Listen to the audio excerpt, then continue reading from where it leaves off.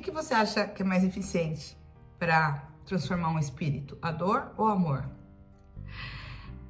Meu nome é Ana Paula Ximenes e eu tô aqui em mais esse vídeo porque a gente está estudando o livro No Mundo Maior, esse livro incrível que fala sobre nossa saúde mental. Hoje nós vamos falar sobre o capítulo 5, chamado O Poder do Amor. Vem comigo! No capítulo 5, existe a continuidade do que estava sendo mostrado no capítulo 4. O Calderaro está num hospital com o André explicando sobre a situação de um irmão que está encarnado, mas está doente, bem debilitado, e o espírito que está assediando eles. E nesse momento aparece então uma terceira pessoa, que é a irmã Cipriana, uma senhora que chega com muita discrição, cheia de luz, para trabalhar, para ajudar eles nessa tarefa tão complexa. Porque ali você tem uma situação onde existe um espírito doente que está obsediado por esse espírito que quer vingança, esse espírito que foi assassinado por esse doente. Se você olhar no vídeo anterior, a gente fala sobre isso. E aí, a pergunta central desse capítulo é: o que realmente transforma? O que faz mudar o pensamento? A dor ou o amor? Nós vamos perceber que o amor vai ser uma força espiritual. E nesse cenário do hospital ali, ocorreu socorro, ajuda a esses dois irmãos, que é no momento que a irmã Cipriana entra em cena, troca algumas palavras com o Calderaro e vão para o serviço. E esse espírito que está doente é trazido na presença do André Luiz e também do Calderaro, o que eles ficam assim assustados, né? E aí há uma situação ali que tá o obsessor, o doente, Calderaro e André Luiz. E aí, mais que rapidamente, o Pedro, que é o doente, ele se assusta com a situação e aí ele fica assustado, ele tem uma reação de olhar para a irmã Cipriana e ela puxa a conversa com ele e finalmente fala que ele admite que ele confessa que ele cometeu o assassinato e ela diz que sim, que ela sabe o que está acontecendo, mas que ela está ali para ajudar. E aí ela questiona como que ele pode ter feito aquilo, como que ele achou que ele podia fazer a justiça com a morte. Então ela traz ele para um processo de conscientização, para um processo de reconhecimento das suas culpas, ao mesmo tempo da sua responsabilidade, ao mesmo tempo que ela deixa muito claro que ele tem toda a possibilidade de se regenerar, de se arrepender e que Deus está do lado dessas situações, que ele não devia se cobrar, mas sim de compreender o seu erro. Quando ela conversa com o Pedro, que aos poucos vai sendo envolto daquele amor todo, o outro, o Camilo, que é o obsessor, fica só observando e nem se abala, aparentemente. Então existe uma comoção na cena, porque ela vai trabalhando com ele para que ele entenda tudo aquilo. E ele sabe que ele está errado, ele tem noção, né, da sua responsabilidade. E aí ela consegue conduzir ele e abraça, acolhe. E daí quando ela percebe que o outro irmão não está tão sensível à conversa, ela pede então ajuda pro Calderaro e pro André Luiz. Ela tenta conversar com ele, pergunta para ele o por que aquele sentimento de vingança, e ele se coloca na posição de vítima. Ele pergunta: mas como você quer que eu me sinta? Eu fui assassinado, minha vida foi tolhida. E aí ele fala: ok, você tem razão, você foi assassinado, mas isso não te dá o direito de ficar fazendo isso tanto tempo. Olha o que você fez com a sua vida, 20 anos que você só se preocupa em se vingar. E ele não, ele tentou de alguma forma seguir seu caminho, constituir família, tem filhos, tem uma vida para tocar, e você continua preso nessa vingança, nessa raiva, nesse ambiente. E ela vai conversando com ele, mas ele não consegue entender isso, ele tem uma grande dificuldade. E aí, então, é quando ela chega pedindo então ajuda para o André Luiz e para o Calderaro para transportar ele, porque ele é pesado, até por conta de tão quão denso ele é. E nesse momento, eles transportam ele para a casa do Pedro, que é a pessoa que está doente, que está lá internado. E aí, o grande ponto que ele enxerga é que lá é um núcleo familiar, os filhos do Pedro estão reunidos, especificamente um filho menor com a mãe, e eles estão fazendo orações, pedindo em benefício do Pedro que está no hospital. E aí, quando ela mostra aquela cena, ela vai conversando com o Camilo, ela consegue aos poucos sensibilizá-lo, né? Conseguir fazer entender que aquilo que ele estava fazendo não estava dando, que não era bom, que ele estava prejudicando uma família. E aí então ele acaba cedendo, apesar da sua reticência, da sua dificuldade, e ela então acolhe ele nos braços e ela tem os dois espíritos acolhidos como uma mãe, como um amor assim que o Calderaro e o André ficam observando, e o Calderaro no começo até fala, né, que o trabalho precisava ser feito por uma pessoa que tinha uma qualidade específica. E aí essa pessoa é a irmã Cipriana, que tinha esse amor muito forte dentro dela, essa característica de mãe. Então acolheu essas duas almas, esses dois espíritos, deu orientação. E aí a gente passa a entender o seguinte, quais são as grandes lições que essa cena tem, né? O primeiro é que o ódio, ele aprisiona, ele mantém as consciências ligadas ao ódio e ela vai destruindo, né? Ela destrói quem pratica e o outro também.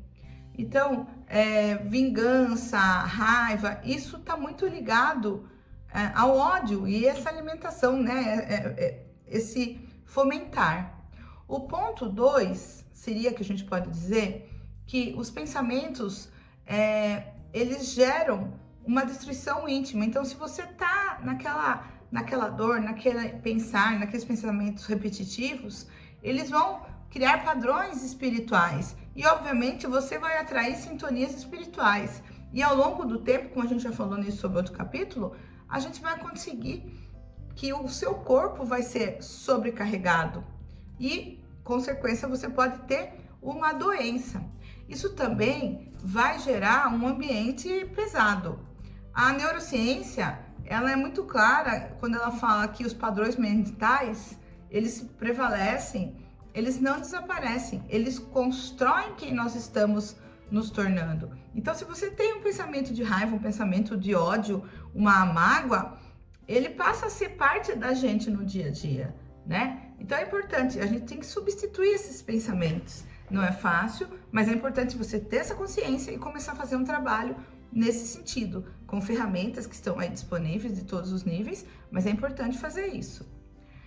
O ponto 3 vem nos mostrar a importância da oração. Então, nessa cena, é muito claro a oração da família, a oração muito forte naquele ambiente que intercedeu e pediu pela ajuda do Pedro que estava lá no hospital. E uma coisa interessante é que a gente vai perceber nesse livro, nos capítulos em frente, adiante pelo menos, é que a gente percebe que a espiritualidade, ela espera desses momentos que a gente se coloca, que a gente se resguarda, que a gente faz oração, para se conectar com a gente. Então é importante que quando a gente fizer uma oração, a gente esteja realmente focado naquilo, sabe? Não fazer oração olhando, pensando em outra coisa. Quem nunca fez isso, não é verdade? Então, nesses momentos, aqui é um ponto que a espiritualidade aproveita desse momento de reflexão para trabalhar e para passar todos os bons fluidos, pensamentos, informações que sejam interessantes, né? Então é importante a gente ter essa rotina de oração, de se conectar, até para poder escutar o que eles estão falando com a gente, porque eles podem morrer de falar com a gente, se a gente não estiver escutando não vai adiantar nada, né? Então é uma forma que a gente tem de se conectar com Deus, de se conectar com a espiritualidade. E aí, o que é um grande ponto aí? Que o amor reorganiza a mente e traz a calma. O amor tem uma força terapêutica que acolhe, que organiza as emoções, É muito comum a gente ver no trabalho, na casa espírita, espíritos que se manifestam com muita raiva, querendo, bravos, querendo vingança. E à medida que a gente vai conversando, vai dialogando com eles, a gente vai puxando aquele fiozinho e percebe que no fundo tem uma dor muito grande.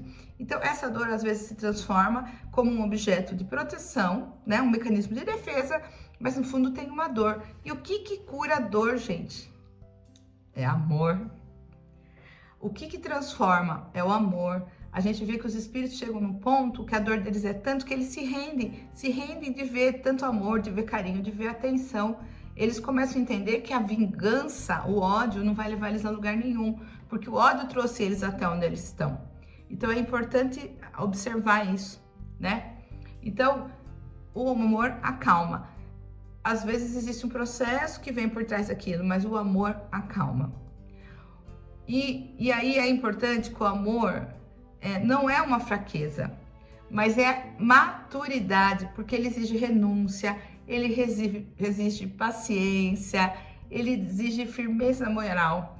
Quantas vezes a gente acaba tendo que tomar decisões, posturas, que se a gente não tiver firmeza, a gente vai ser questionado, a gente vai chegar a ser satirizado, mas você está sendo bobo porque você está fazendo isso. E não é assim que funciona, né? Então, precisa ser maduro, precisa ser forte para atuar com amor. Às vezes você vê, por exemplo, situações de mães que tomam decisões assim radicais com os filhos, que são decisões duras, mas que elas sabem que tem um propósito de amor que é para ajudar essas pessoas, né?